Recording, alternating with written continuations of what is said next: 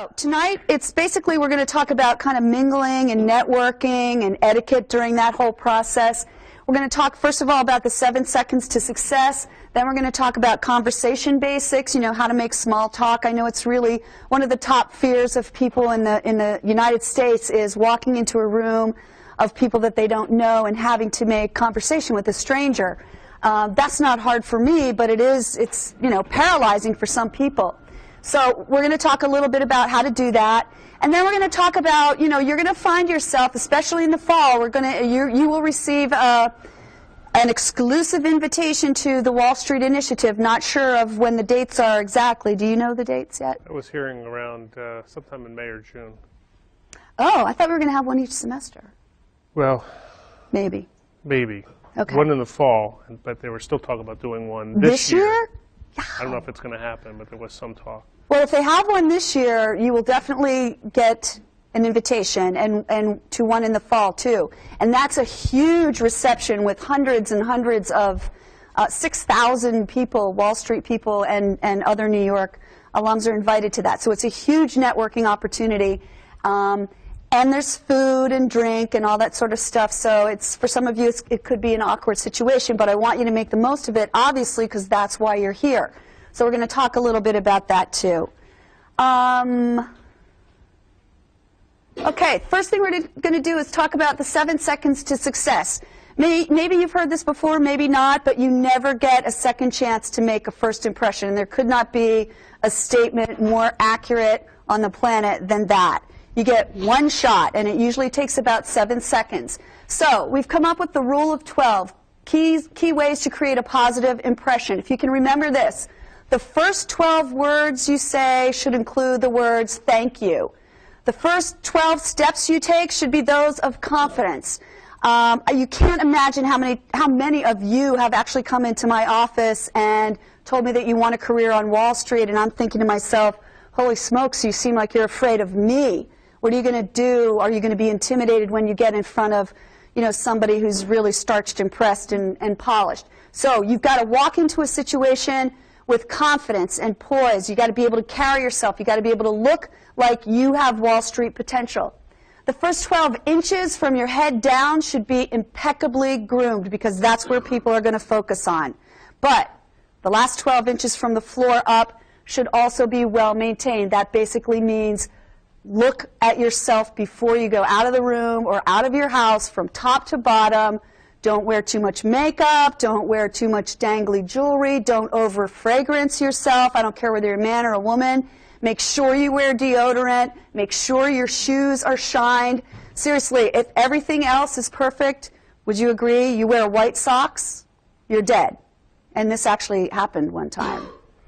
One of the MBA students. Oh, it happens every year, yeah, even with MBA students. And I've seen some of these folks just write you off if your shoes aren't shined. Yep. Or sometimes it gets as picky as the kinds of shoes. You know, they don't like square toes. They think you should wear cap toe shoes for men. Yeah, something more conservative.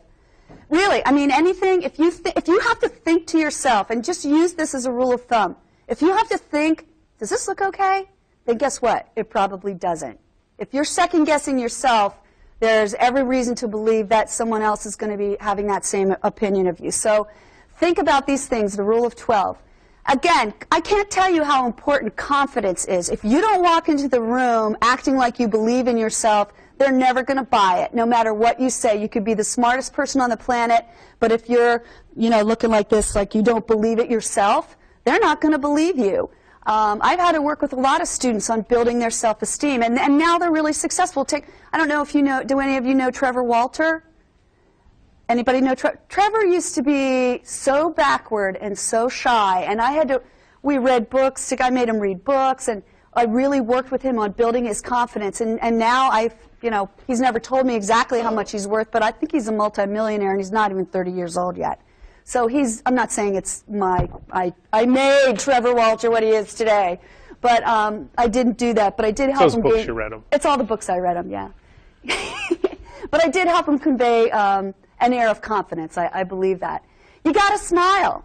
I mean, if you don't believe it yourself, they're not going to believe it either. You smile says you have confidence in yourself. You walk into the room, you act like you're supposed to be there. My mom always says, I don't know how you get away with it. How do you work the room like that? I said, just act like I'm supposed to be there, like it's my party, even if it isn't. But in your head, you have to think that. Walk quickly, hold your head high. Nobody wants to talk to anybody who's, kind of walking around like this. Sing your theme song. A couple years ago, there was a show called Ally McBeal. Anybody know that show? Anybody watch that show? It was a good show, wasn't it? Well, every time Ally needed a shot of confidence, she'd have a song in her head. It was usually some sort of Barry White song, real bouncy, real upbeat song.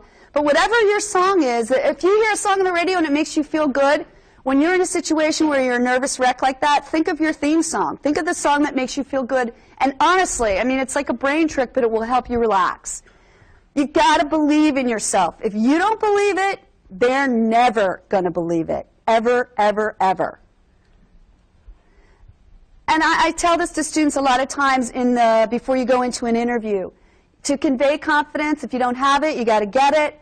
But you have to visualize yourself in the situation. That's how you believe you have it. You start thinking, I can do this. This could be me sitting across from the table. And even go so far as to think, in a few years, that will be me sitting across the table. I will be the person asking the questions. And trust me, most of the people who do come here, I mean, look at Joe. He was here. Alex, I'm sure, will be here next year. Morgan will be here. These people go, and they're going to come back. So you've got to visualize yourself being that kind of a success story. You're going to come back, too. Convey enthusiasm, interest, and a sense of energy. When somebody walks in the room and they're just, kind of walking really slowly and they're looking really bored and uninterested. Do you want to talk to them? If you see somebody at a party or a dance and they're standing over in the corner and they're not talking to anybody, you want to talk to them? Right. Nobody does. That's why they're there. But you've got to be one of those people that just exudes energy because people want to talk to people who are energetic and fun. Robin, let me just add, as far as interest, because I think a lot of people kind of wonder, what do I talk about with these people? Yeah. And it can be things fun. If it's football season and they're a Penn State alum, it can be about football. Certainly can be what's going on in the marketplace. I mean, what was one of the big headlines today? Anybody see a big merger that was announced in the last day or two? I know. Mars. Yeah. It could be that. Hey, what do you think about Mars and Wrigley getting together? Is that a good deal, bad deal? Could be, hey, if it's current events right now, boy, how have things changed down here since the whole kind of blow up of Bear Stearns? Right. What's kind of been going on down here? Yeah. It does two things. It gets them talking, kind of gets them talking about their opinion, but you're also asking questions about kind of the profession. Yeah. And it's their industry, it's their profession, so they're going to know something about it, so they're going to want to talk about it.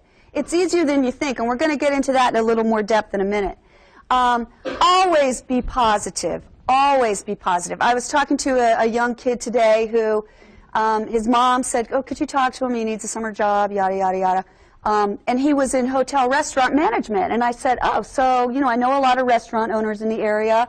And if you want to be a server somewhere, I have some connections I could turn you. And he went off on this whole, I don't want to do that. I used to work at, what's that place at the mall? Godfrey's? Godfrey's? Or Gadsby? Like what's it called? No. Garfield's. Yeah, it's called Garfield's.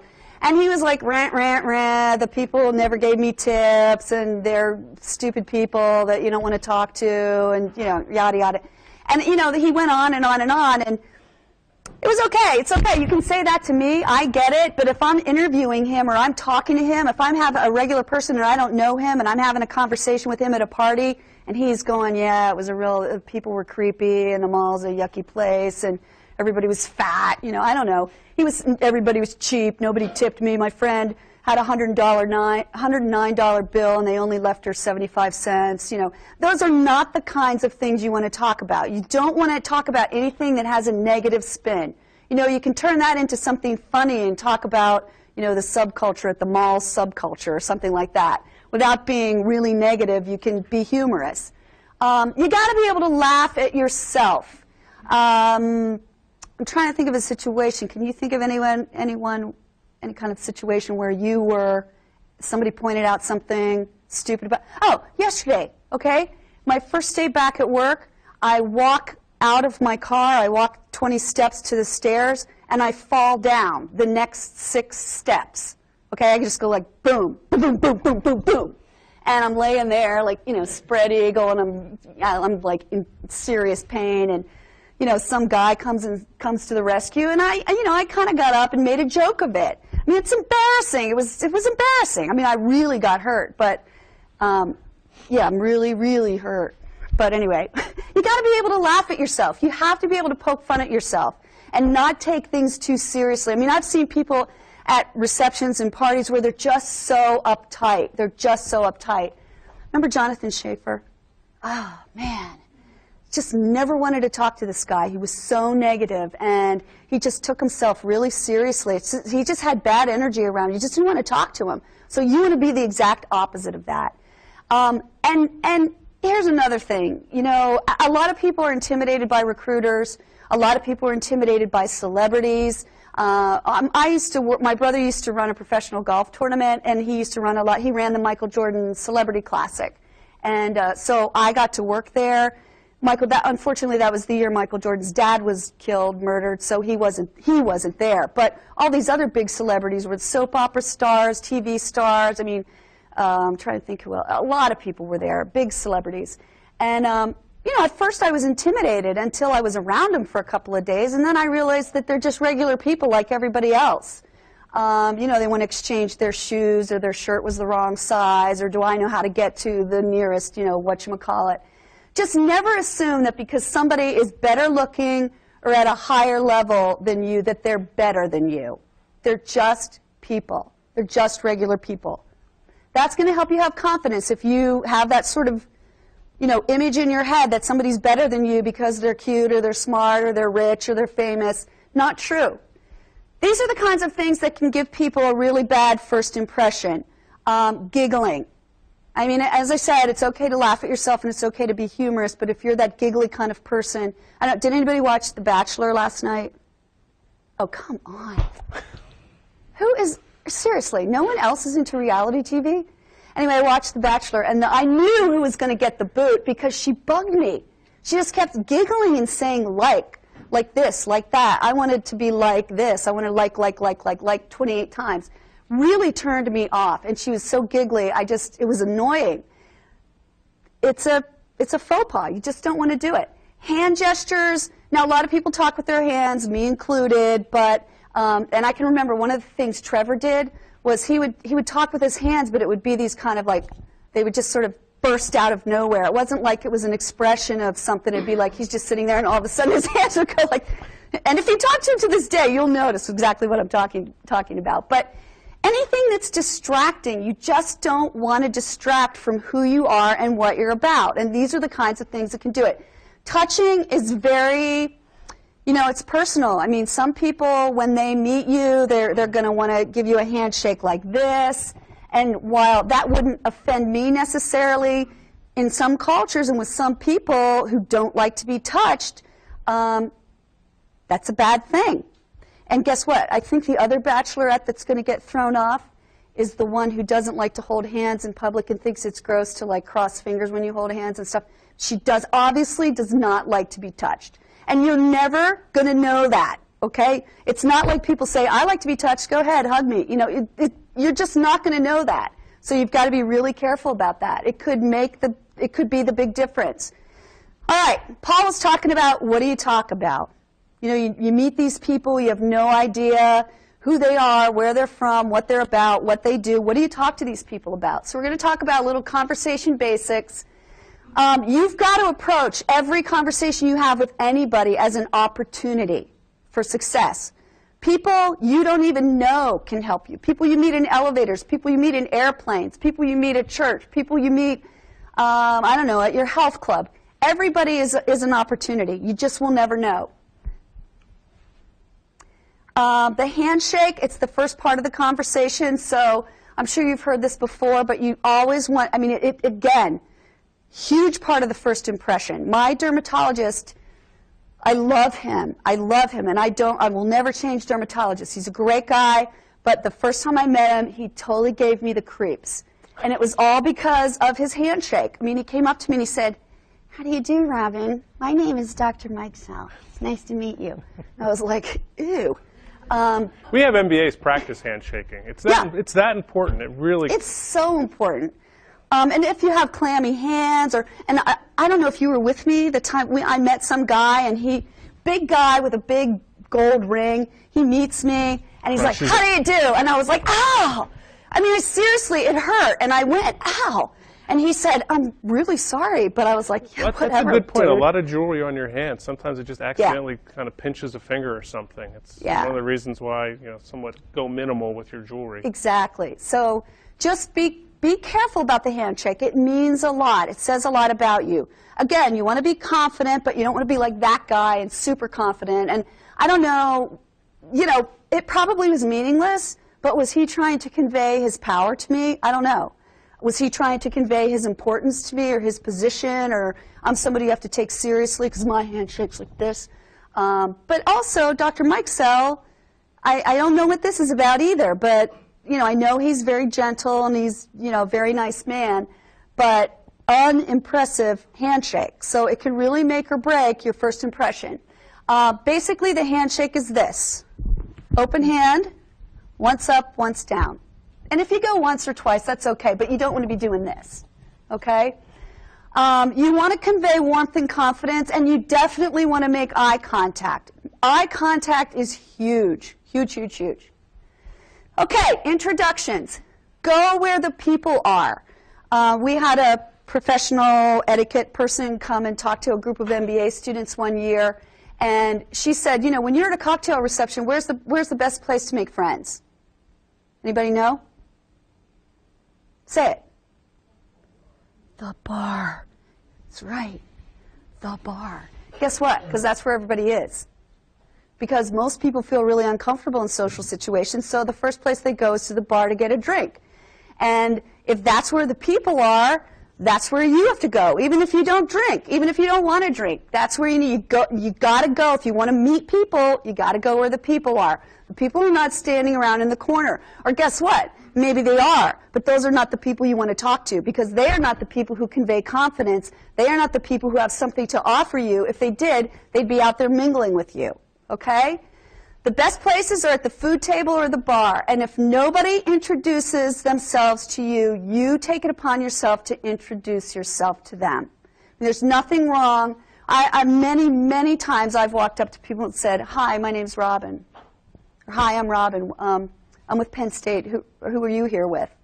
I mean, it's as simple as that. It's not rude. It's not rude at all.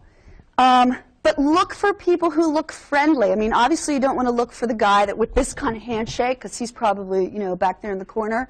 But you definitely want to look for people who look open and approachable. Do you know what I'm talking about? Do you know the kind of people I'm talking about?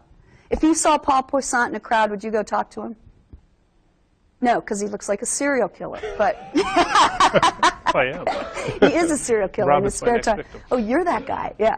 Yeah, Rob, one thing I do want to add, though, is you have to kind of go in there with a mission and say, I'm failing my mission if I'm hanging here just talking to my buddies. You're not meeting anybody. Oh, and yeah. if you catch yourself doing that, and you say, I'm going in there and I want to come out of this with at least 3 or 4 people that I feel like I've really kind of met, and I feel like they're going to remember me. Yeah. And half the time, they're just as uncomfortable there, too. Absolutely. A lot of times they don't know anybody, and it's almost a relief to have somebody friendly come up, even at their kind of age and responsibility level, just to have somebody come up who kind of makes it easy. Nobody wants to be the ones kind of standing there all by themselves. Yeah. And you know what? Just because we're older doesn't, or just because people are older doesn't mean they're better at this than you are.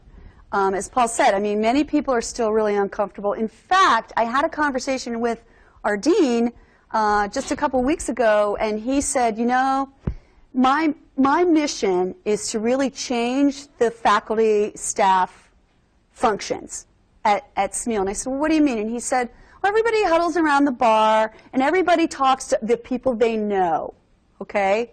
And they don't talk to the people they don't know. And I mean, that's true. Paul and I talk to each other because we know each other, but we definitely split up.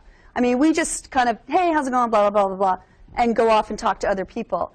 I probably know more people in the college than most people do, as some people I've never seen before. You know, we go to a staff lunch, and I don't know who they are. I've never seen them, but that's because they're the people that are hiding out somewhere. If you're not out there making yourself visible, you're not going to know. But there are rules on how to introduce yourself. If you go to an event and there's a name tag, the proper place to put your name tag is above or below your right shoulder. Okay? Why? Anybody know why? So easy. Come on, finance majors. You're supposed to be the smartest kids in the college. Think of line of sight. Line of sight, yeah. When you shake your hand, that is naturally where your eye goes, right there. So you don't have to be doing this like, oh, hi, Paul, you know, kind of thing.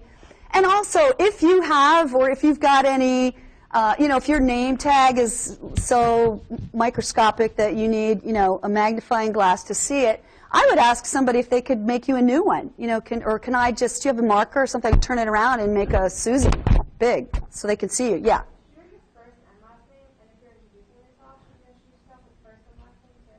I think first and last name is fine, but you know, I sort of think it's overkill because it's hard to remember. I don't know how you feel about that. I usually do first and last name. Yeah, you know, hi, I'm Robin Stevens. But what you want to do is keep repeating the first name over and over, and then eventually you're going to exchange cards, and we'll talk about that. But you know, they're definitely going to need to remember or want to remember your first name first, because. And I don't know how you guys are with names. I mean, some people are really good with names. You think I would be good with names, but I'm not. I'm great with, I will never forget your faces, ever. But, you know, sometimes, unless I see you 85 times, I'm not going to know that you're John Brozick. But, you know, if I don't see you that often, I remember your face. I know you, but your name eludes me. So just keep trying to repeat it. That's just one of the tricks. If you repeat the name, you know, not sort of after every sentence, oh, nice to meet you, Robin. Oh, how are you doing, Robin? Oh, so what's your mom do, Robin? You know, you don't want to go that way, but you do want to repeat it enough times so that it kind of sticks in your head. There are 4 rules for introductions, and these are guidelines. Nobody's going to call you on it if you don't do this properly, but there might be somebody who notices. They might not say anything. They might notice, and I doubt that it's going to be the make or break the deal thing, but if you can remember these, it's a really good thing. This is classic manners. You introduce older people first, women before men, same age, same gender, it doesn't matter who gets introduced first. And if there's a VIP with the title, like if the dean were here, we would obviously introduce the dean first. Okay, are there any questions about that? Yeah? When it comes to like going up and introducing yourself to people, Yep.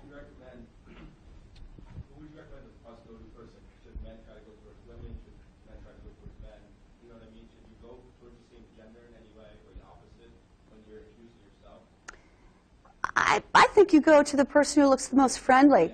Yeah. You know, just to the person who looks the most friendly. I mean, I'll tell you a story. On Sunday, I went to the nail salon at the mall, or not the mall, at the Walmart near the mall. And a bunch of us were just sitting there waiting for our turns, and the lady next to me was first. She was very friendly. I sat down, introduced myself. We made small talk. I knew she was there first. She knew I was there second. People filtered in. Everybody kind of knew their place in line. Some people talked to each other. Most people didn't. And then these 2 women walk in, and they're kind of like, you know, and they walk right up to the cage because the place isn't open yet. And when the gates go up, they sign their names first. Yeah, I mean, and I guess, you know, I knew immediately when I saw those 2 people that that's what they were going to do. I mean, you can just tell. And I knew instinctively that the lady that sat down beside me was never going to say anything to them. Now, I don't want to tell you what happened the rest of the story. I had to scratch their eyes out. Yeah. But I did say something, because that's my nature. I said, you can't put your names first. You weren't here first. That's just wrong. And I mean, and I scratched their names out. And they called me names and, you know, stuff like that. But I mean, it was just wrong. But I knew. My point is that instantly, if you are a perceptive person and you're a people person, you're going to walk into the room and you're going to know who is okay to talk with, who's going to return the conversation, and who's going to be like hello, I am a princess. What are you talking to me for? Well, everybody's got different strategies. I've sometimes gone in looking for the people who kind of look uncomfortable. Yeah. I met the former president of Penn State that way, Joab Thomas, before Spanier. Did you? He was very introverted. I remember going into a meeting one time, and he was standing off in this big event, really all by himself. I figured, hey, this is great. Yeah. He's Did you know clearly it was an him? introvert. Yeah, I knew who he was, but I'd never met him before. I figured, here's my chance to meet the president of Penn State. I'm going to take advantage of it. And I could tell he was just happy to have somebody to talk to. Yeah. I mean, even people in a position of power like that are not necessarily comfortable in those kinds of social situations. Introductions, the how. Hi, I'm Robin. How are you? Thank you for inviting me. I mean, it's as simple as that. The first 12 words, you want to say thank you. Thank you for having me. It's a pleasure to be here. I want to thank you for the opportunity to interview with you. If you are sitting, stand up. I don't care if you're a boy, you're a girl, I don't care. Stand up. Repeat the other person's name often. Again, it's supposed to be a trick. It's supposed to work. It doesn't necessarily work for me, but it might work some way. Instead of calling you Davy, I might call you Denny, or something will stick, but not everything. Follow up the introduction with a conversation starter. Like if it's a party for Bill Schreier and you happen to be there, oh, Bill and I went to Penn State. Bill was an alum of Penn State. That's why I'm here. I was invited as a former, a Penn State alum.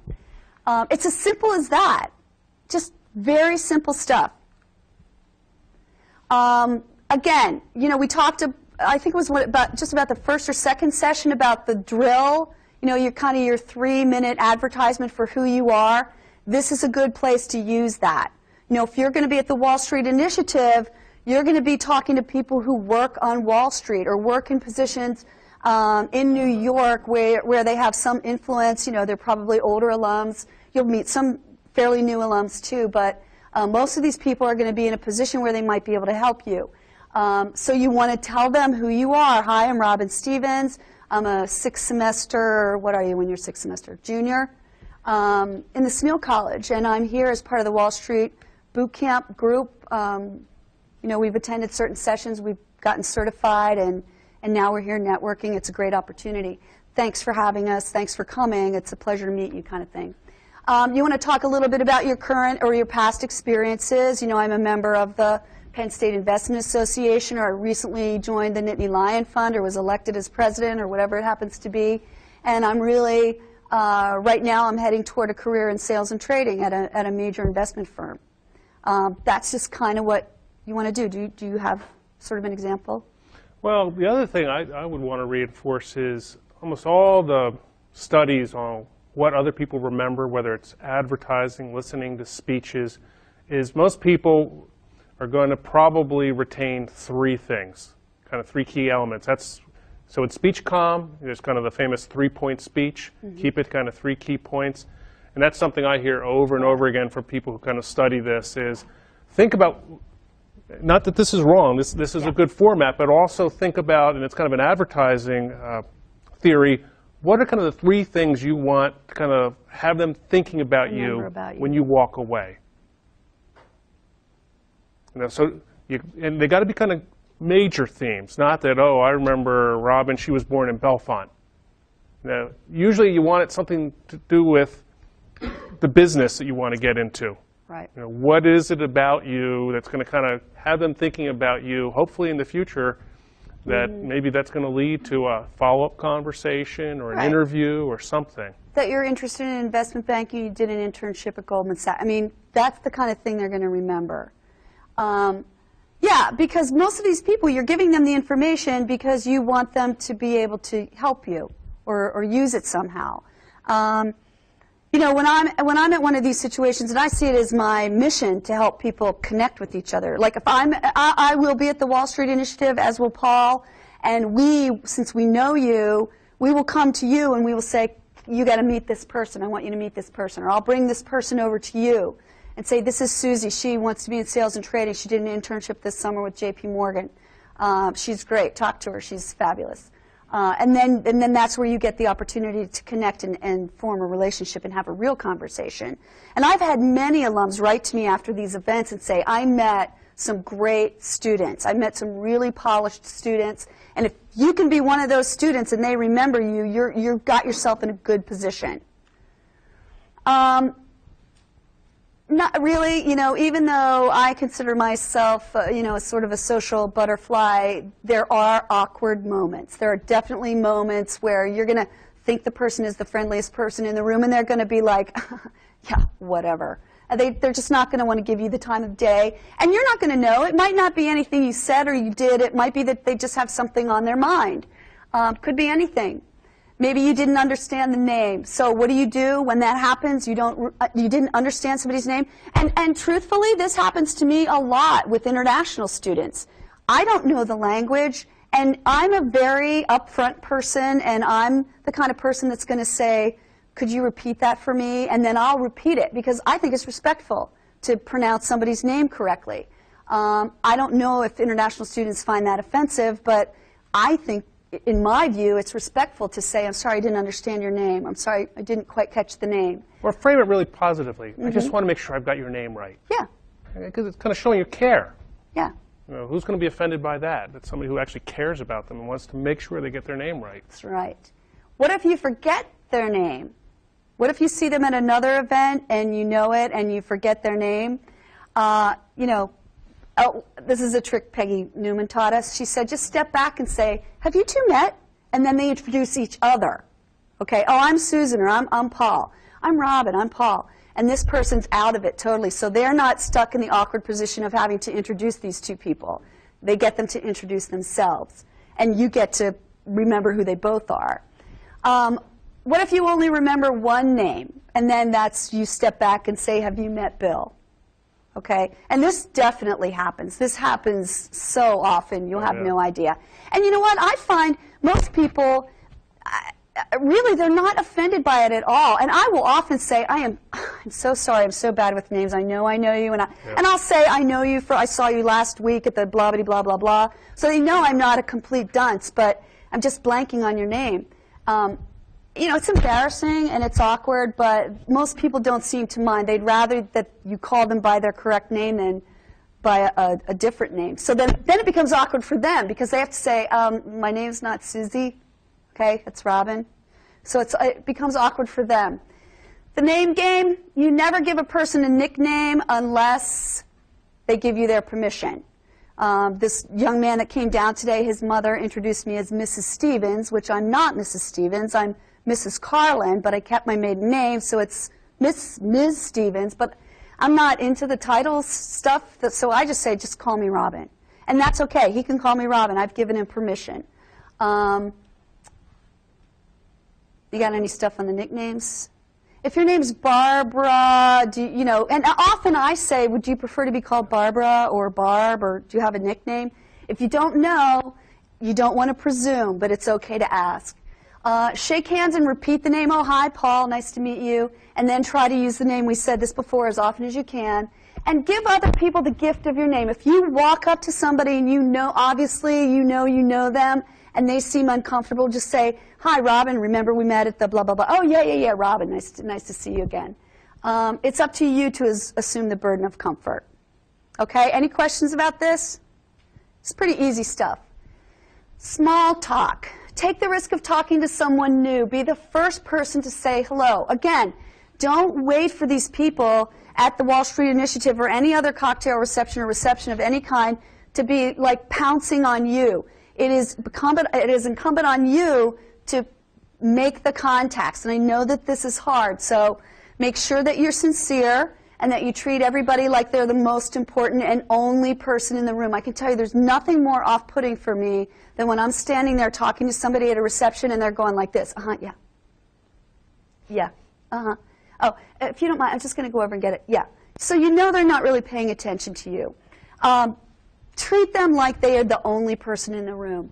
Ask open-ended questions. You know the difference between an open-ended and a closed question.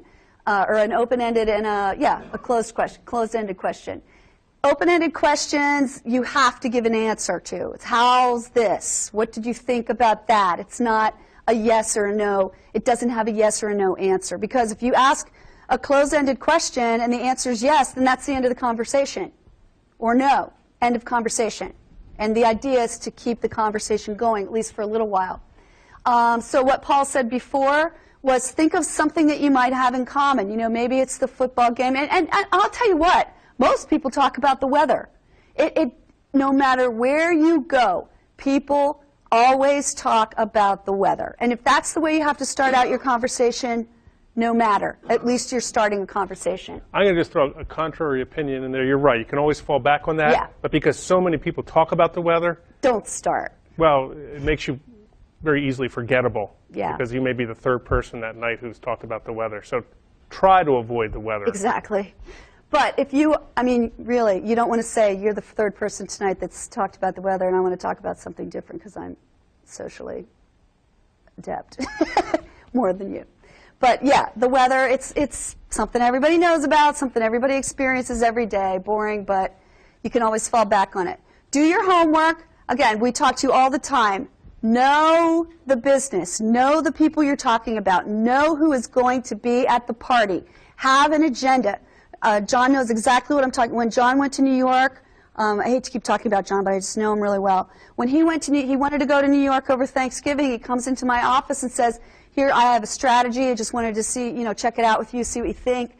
And he had this whole, it was a big spreadsheet, different colors and times and an agenda and a schedule and who he was going to meet and what their title was. But that's the way you do it. You don't want to just go like, I'm going to New York and whip out the map and still like, where's Goldman Sachs? Who do I talk? I'll call, Robin, I'm at Goldman Sachs. Who should I talk to? Do you know anybody? That's not the way to do it. You've got to be prepared and got to do your homework. So you also want to know somewhat, the banks that are going to be represented, maybe the positions of the people at the banks that are going to be there so that, the area that they work in so that you'll have some knowledge of what to talk about, talking about the business. Show interest. Everybody likes somebody who wants to know more about them. I mean, frankly, this is not unlike dating. You meet people. You have similar interests. You like it when someone shows an interest in you. That makes you think maybe we could go out on another date. I really enjoyed talking to this person because they enjoyed talking to me, and they asked a lot of questions about me, and they listened to me.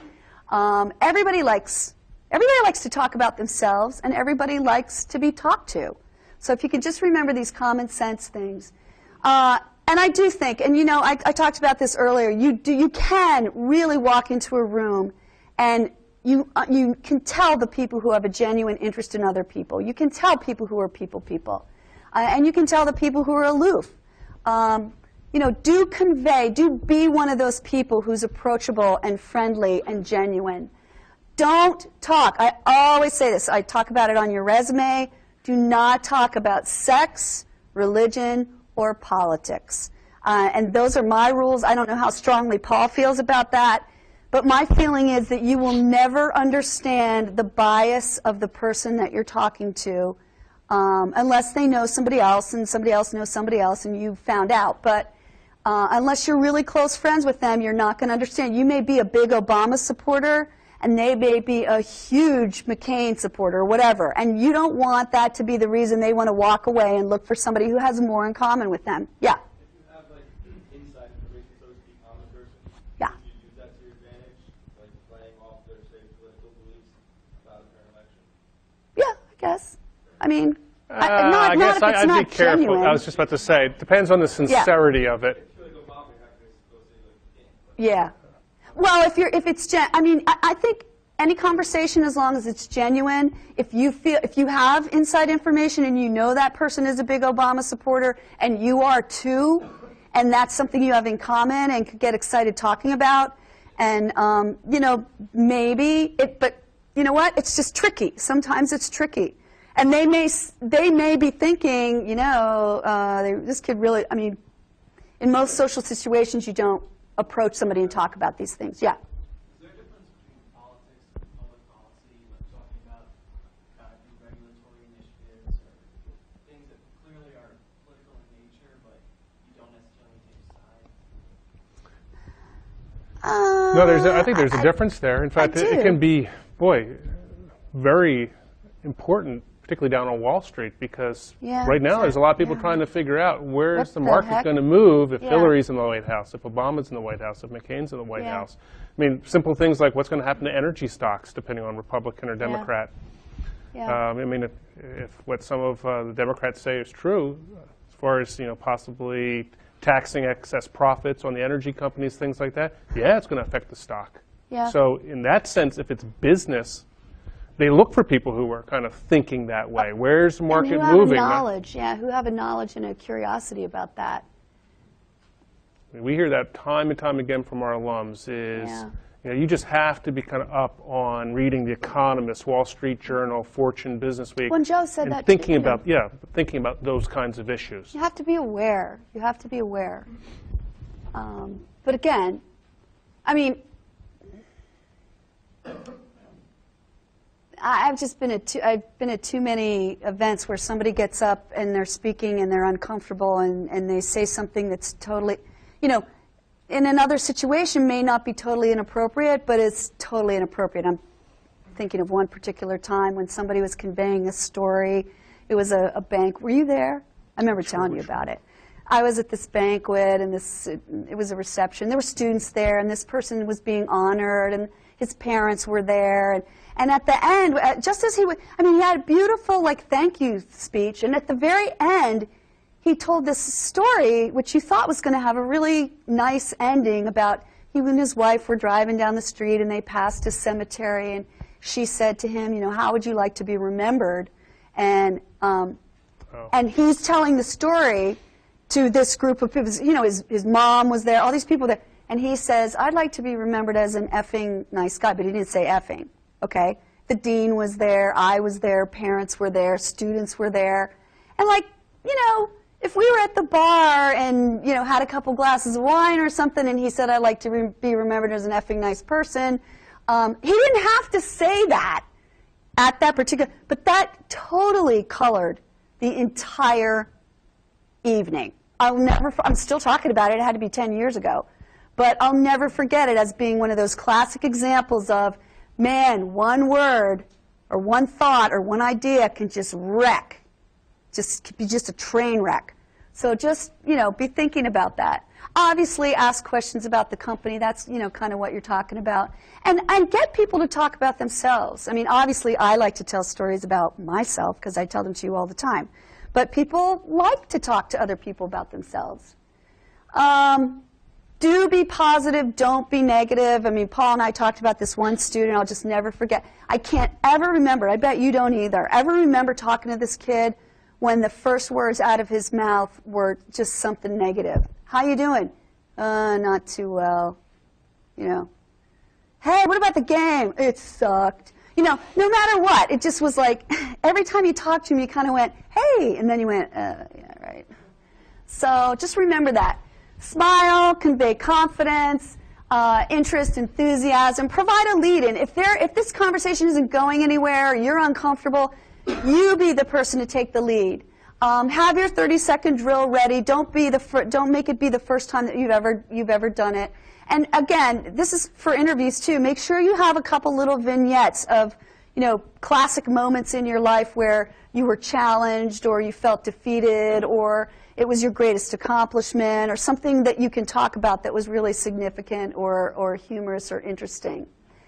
Make sure you listen. That's one of the things that makes somebody a brilliant conversationalist, is that they listen to you and they reflect back on what you're talking about. And again, if you feel like you're being listened to, you want to talk.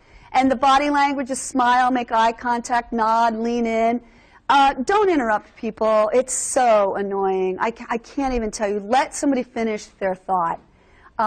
Paraphrase if you have to. If you're not quite sure what the person said, repeat it, paraphrase a little bit. Keep your distance. We say one handshake away is safe in our culture. If you do get close for some reason, if it's a really crowded room, make sure you turn your body to the side and turn your head to face the person so that you're not, like as Jerry Seinfeld would say, a close talker. Anybody watch Flavor Flav? Yeah? Remember the time Flavor Flav told that girl that she had really bad breath? Remember that? Remember that time? Anyway, it was funny. Okay, so what do you do if you're having a conversation with, I know you guys all want to leave, and it's like, okay, this is like a conversation that you really don't want to have anymore, so how do we get out of here without Robin being offended? Well, you just be polite and say, excuse me, I have to say hello to somebody. Make sure you're just polite. You know, thanks, it's been great talking to you. If you don't mind, I'm gonna try to work the room. I'd like to meet some other people tonight. People understand that. I enjoyed meeting you. Definitely move on if you're getting the signal that these people are bored. Move on. You don't want to monopolize someone's time. So you know, if you're at a thing like the Wall Street Initiative or some sort of networking event, that everybody's there to meet people. So don't. I can remember having a reception at my house for the next CEO kids. It's kind of part of the selection process. Come to my house and we see how you network with other people. And one guy, the only reason nobody wanted him to be in the competition was because he saw one guy that he liked and he monopolized his time the entire evening, and he didn't make an effort to meet anybody else. And for that reason, we didn't select him. So it really it is a gift. It's a gift and it's a skill. So try to become good at it. Don't ever leave somebody standing alone. If you see that there's nobody else around that wants to talk to them, force yourself to make a conversation. Introduce them to somebody else, or say, hey, I'm really hungry, or I want to get a drink. Would you like to come with me? Just be polite. These are turn-offs. Don't touch your hair, your nose, your eyes, or other people. Don't put your hands, this body language, don't put your hands in your pockets or behind your back. Keep your hands above board. It says you're confident and attentive. Don't touch other people. You don't want to say things like, how's your wife, how's your job, what's new and exciting, because they might have just got divorced, their wife might have just have left, they might have lost their job. These are things, when people say, hey, what's new and exciting, one of my doctors always says, hey, where have you been lately? Rob loves to hear my travel stories. So it's like, where have you been? And I really have to stop and think, like, where have I been exciting, And sometimes it just makes you feel like your life is not that exciting. So those kinds of questions can be dangerous. To combat mingling phobia, decide on an arrival and a departure time. Create an itinerary like John did. Decide who you're going to talk to, what you're going to say, when you're going to be where.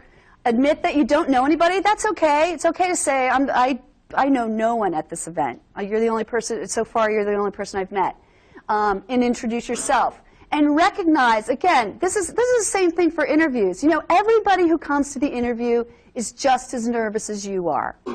So, and the interviewers know that. So try to relax and just try to say, I'm not really, the only thing that makes me different from anybody else at this point is that I really want this job and I have done my homework. And I'm really geared for it. Give yourself a break. Talk to friends. It is okay. Like the dean doesn't want Paul and I to be talking to each other at the 2 or 3 hour reception the entire time. I can understand why he wants us to mingle and talk to other people. But it is okay, if this is a stressful situation, to go touch base like Paul and I often do at events. We'll just touch base and say, hey, just met this great person, or you should talk to this person. Try to learn one new thing at every event you go to. And think of these people, again, don't be intimidated by their position, their looks, their status, their wealth. Don't be intimidated by any of this. Think of them as a recruiter, not the recruiter. Or this is a job, not the job. Because if it's the job or the recruiter, you're putting way too much pressure on yourself, and it is going to be a stressful situation. Don't be the last one to leave. And Paul and I have been the last ones to leave a few times. That's our job. And that's our job. But, yeah, try not to be the last one to leave if it's not your job to do that. And definitely have fun. Above all, these are social situations. They're meant to be lively. They're meant to be fun. But for you, there is a purpose. There is a purpose there. And you are creating an impression, and you are part of the Smeal brand. Everything you say, everything you do is a reflection of the brand. So obviously, we want you to try to be prepared for these kinds of situations. Anybody have any, munching and mingling. A couple quick things. If you're at a reception where there's food, play it safe. Never drink more than your host. I will post these, by the way. Wine glasses are held by the stem, and you definitely want to wipe your fingers before the handshake. Always drink beer from the glass. If you're in an event like this, you never want to drink beer from the bottle. That's okay if you're with your friends, but otherwise not so good. napkin, plate, and glass by the stem. You can hold them all together. You can put the plate here, the stem here, and the napkin, and you can hold them all in one hand, but you want to make it your left hand so that you have your right hand free to shake hands. So I don't have anything to demonstrate, but I've seen it done. Ice cubes are not an edible part of the beverage, okay? Could someone tell my husband that? Because it's so annoying, and I have to sit with him in a car tonight for 2.5 hours, and he's going to crunch ice the whole time. It's going to drive me crazy. Eating. Eat first, okay? When you go to one of these situations, don't go starving, first of all, but, you know, you are going to eat. Everybody's going to munch, but make sure that you go and you eat first and then do your business later. It's so much easier if you're not trying to maneuver, you know, a popover, or what do they call those things, poppers, or the things with the cheese, the peppers with the cheese, and what are they called? Yeah, poppers. Poppers? Yeah. And you're trying to talk to somebody, and you're trying to make an impression with Mr. Wall Street banker, and this cheese is hanging out of the popper, and you're trying to catch it. It's just not a good thing. Use a plate. Never stand. Never stand and pick at get a plate. Put your stuff on the plate. And never, by any means, should you pull up a chair to the table and get a fork and start eating off the serving chair. Yeah, I've seen it. I've seen it happen. Yeah, don't do that. No double dipping. You know what double dipping is? It's when you take a bite of the taco and then you put the taco back into the dip to get more salsa, okay? And then you put it back in your mouth and then you dip it again. That's called double dipping, and it's gross. And it's probably how my brother got the whatever, the MRSA. Put sauces on the plate and dip your stuff into them. It's just safer that way. I would, if you're ordering something, or even if you're a reception, I would not eat anything with cheese or grease, or, like, obviously wings are out, poppers are out. Most of the things they serve at receptions are out. Don't talk with food in your mouth, obviously. Remove anything inedible. If you get something in there and it's gristle or something, it's okay to sort of take it out with your 2 fingers and kind of put it back on the plate, but do it very discreetly. You don't want to spit it. Eat slowly, taking bites only large enough to chew comfortably and quietly. I know this is a challenge for some people, but... Let me add something that makes life real easy. Men or women, buy a cloth handkerchief and just put it in a pocket. You know how many times I've seen people kind of get themselves into trouble because they have to sneeze? Oh, yeah. And, you know, sometimes you can't control how you sneeze, and now you're standing there, and all the people around you are like, I'm not shaking that person's hand. Or you bite down on something, and you just happen to get the thing that has a piece of bone in it. And what are you going to do, you know? And just to be able to pull something like that out just makes all the difference in the world. Yeah. Do they even sell those anymore? Oh, yeah. Go to Macy's or something. The old people's store. Excuse yourself to blow your nose. If you're ravenous, eat first, mingle later, cough and sneeze, just as Paul just demonstrated. And that's it. Robin's top 10 tips. I didn't do this slide, so I'm not sure what they are. You have to guess. Your homework assignment is to figure out what my top 10 tips were. No, we're going to post this on Angel. I'm probably not going to do it until next week because I'm leaving tonight to go to Oregon, and I'll be there for a week. We are now going to post the podcasts for the previous sessions, so if you have access to Angel, and only those of you who've attended consistently will have access, so you'll be able to see all the podcasts. You can watch them as many times as you want to. I'm not quite sure how we're going to do the certificate. Paul and Randy and I are going to talk about that, but we'll let you know. You're on the Angel group list, and you'll still have access to that. We're going to keep that live. So if I need to communicate with you over the summer, that's how I'll do it. If you need to communicate with me, certainly just send me an email if you have any questions. I've got a quick question. How many of you are not seniors who are not about to graduate? Good, so most of you. I just want to throw a couple things. Good. This is so important. I mean, time after time when we hear stories about how people got jobs, people put too much emphasis on the interview and not enough emphasis on the networking that oftentimes leads to a successful interview, or turning success into not just one interview, but getting multiple interviews with companies. And so many of our alums somewhat gauge how serious they are going to be in dealing with you on who your network is. Mm-hmm. I mean, you sometimes get that question, who else are you talking to? Oh, yeah. Because so many of them know each other. They're going to these same events that Robin and I go to, or there's this chain of help that goes on, and kind of people pass the help along every year, and people get connected. So this summer, you should already be thinking about and hitting like the alumni database. Yep. I don't know where you're going to be this summer, but it's a great opportunity to drop somebody a note. You know, if you're in New York or Philly or Pittsburgh, they are all financial centers. Mm-hmm.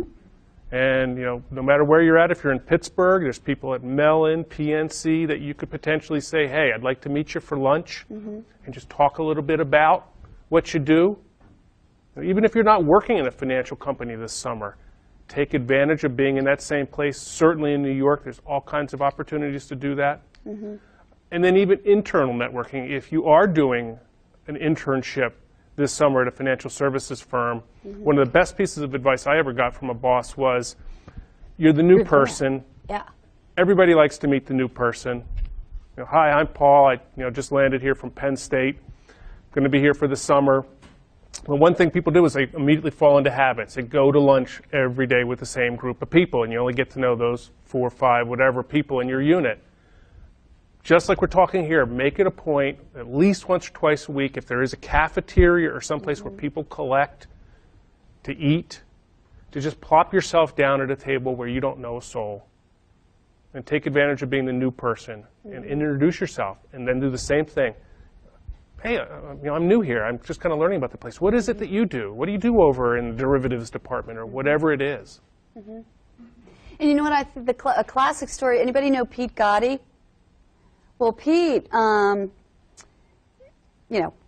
we met Dan, the head of HR, and even Dan recognized this, but when Pete got a job in the back office, and he networked his way to the front office for full time. He got a back office internship, networked his way to the front office for a full-time offer. And Paul and I were in New York meeting with the director of HR, and even he said Pete Gotti was great, man. He was a great representative of the Smeal College. He really went out of his way to meet people. He really impressed the socks off a lot of people.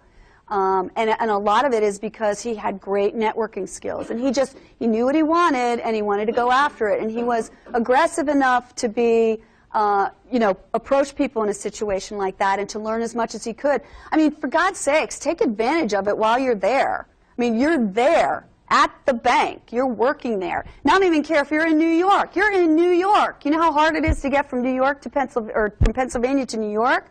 If you're in the city, make opportunities, create opportunities for yourself. And something that I've sort of discovered or just sort of noticed when we meet, Paul and I go on a lot of business trips together, a lot of them in New York.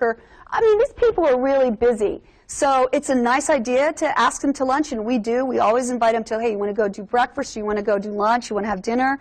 But a lot of times people will say, can we meet for a cup of coffee? Can we just meet you at the corner Starbucks? And you know what? Most of the time, they're thinking, look, I don't really know these people. I don't know what they want to talk about. This could be a 10-minute conversation. I have a lot of stuff to do. It's not like Paul and I instantly go, hey, it's Robin Stevens and Paul Poissant, and everybody goes, hooray, come, we want to go for dinner with you guys. You're so much fun. It's not always that way for us either, but I think a lot of times people are thinking it's going to be a 10-minute conversation, and it turns into a 2-hour, hey, we're having a great time, isn't this great? So a cup of coffee is a little less intimidating than breakfast or lunch. So if you just want to, if you're more comfortable with that, they probably will be too. And be a little, you got to be careful. You don't want to ever embarrass yourself or do something awkward, but be a little bit of a risk taker too. I've heard so many great stories where one of our interns ended up wrangling a lunch with the CEO of a company just by asking, hey, I'm new here, I'm the intern. I don't know if you do lunches with interns, but I'd love to, love to join you someday if you're open to that. Here's a great story. Remember this? Jonathan Bora, he used to be my grad assistant. He, do you remember the story? Yeah. Well, I remember John. He met with what was the guy's, he was the... American Express? Which one? Yeah, John Bora, American Express. He met with somebody, the CEO, is there a CEO of the New York Stock Exchange? Or it used to be. Yeah. Some big shot. You know who I'm talking about? Yeah, he got in trouble recently. Yeah, right. John met him in the locker room at the club where they worked out together. And he said, oh, hi, I recognize you from the, New York Stock Exchange, because he's always on TV. And he goes, yeah, I'm, so-and-so and such. Who are you? And he's like, oh, I'm a Penn State student. I'm interning at, blah, blah, blah, blah, blah. And this is what I'm interested in. They're talking in the locker room. The two guys are standing there wearing towels, talking to each other. One's a CEO, one's an intern from Penn State. And the next thing you know, Jonathan's got an interview. So, I mean, I'm just trying to tell you that it's just not as hard as it seems like it is. And it can happen in the most unconventional of places, in the most unconventional of ways. So, try not to be intimidated. It's a good opportunity. Well, that's the thing I always am afraid of. When we throw all these rules up here, sometimes people go, oh, that's too much to remember. I'm not even going to try it. I'm so afraid of making a mistake. Yeah. And that's a bigger mistake. Because, boy, no one's going to remember if you don't introduce yourself. So, hey, the worst that happens is so you have a little awkward moment. But you just got to kind of get out there and do it. And you'll get better at it. It's like anything else. The more you do it, you may make a mistake or two, and hopefully we'll minimize, a minor mistake rather than a major mistake by looking at some of these things. But I bet nobody's had a more awkward moment than I did on St. Patrick's Day at this session. Remember? Was it St. Patrick's Day? How many of you were here when the weird? Yeah. Talk about an awkward moment. Yeah. So with that, does anybody have any questions? Yeah. I just have a quick question. I know a lot of us aren't 21, and we do have internships this summer and like at the bar situation, and if somebody offers you a drink, you're obviously not going to get drunk. Right. If somebody offers you a drink, should you deny it and say you're not 21, or should we accept it? Is it legal to drink when you're not 21 in New York? No. Yeah, I would deny. I mean, you do not want to do anything that would appear to be, and it could be a trick. If you're, maybe they want to see if you're doing something inappropriate, unethical. It, could be. Don't put yourself or the guest in a position where it could be embarrassing. Yeah. Because what would happen if all of a sudden they carded you? Yeah. And then you weren't. You want to be remembered that way? Yeah. Or worse, if that person bought the drink for you and now they're accused of buying a minor a drink. Yeah, I mean, it's okay to say, I'm not, thank you so much for offering, but I'm not 21. Or you can say, yeah, I'll have a Virgin Bloody Mary or something. But you know what? Never for 1 second when you are talking with somebody or you're at an event like this, you are being interviewed. It is part of the interview process. So never for 1 second should you think that you can totally let your guard down and be really comfortable in these situations, because you are, again, it's part of the process. Definitely part of the process. You're being looked at and critiqued with every movement, every word. So that's an excellent question. Glad you answered that. Question Asked that. Yeah. Going to get the list? Yeah. The list. We'll have to clean the list up because a lot of people lost their jobs that were on the list. So I have to clean the list up, but you'll be getting it. I would say, obviously not this week because I'm not going to be here. Give me a week to catch up. Probably early June, I would say. By the time most of you are starting your internships. And if for some reason you don't get it, make sure you let me know. Okay, if you don't hear from me by, say, June 1st, let me know. And I'll be able to give you a better, oh, it's coming, or I sent it, or it's not coming for another week, or whatever. Okay? Okay, cool. Good. Well, I want to thank you all for being so loyal to the course, and it's the first time we did it, so you were guinea pigs. And although we haven't done an evaluation, maybe I'll put one up on Angel. And if you have any suggestions for other topics, were there things that you would like us to have covered that we didn't cover? Would you like to see more Wall Street people? I mean, certainly we would, and the invitation was extended, but it's really hard for those people to get here. So, but any suggestions about what you learned or you didn't learn, what you liked, what you didn't like, the format, anything, we're open to suggestions. First time we did it, we kind of winged it. We didn't have much preparation at all. So we decided we were going to do it, and we just did it. So I hope you got something out of it.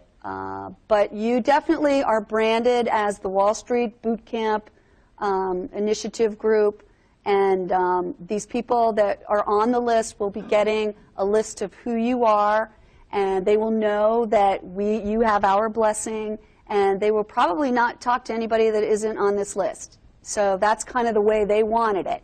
So that's why we're doing it. So if you thought this was worthwhile and you know people that are interested in doing Wall Street, we haven't come up with the dates and gotten the room assignments and stuff like that for the fall yet, but I'm fairly certain we're going to do it again in the fall. Yeah, I mean, we're kicking around ideas even about, maybe putting your names out on a website, kind of like, a graduation class list or something. Yeah. That way you maybe can your even resumes. refer people Don't know to that. quite how we're going to do it. Yeah.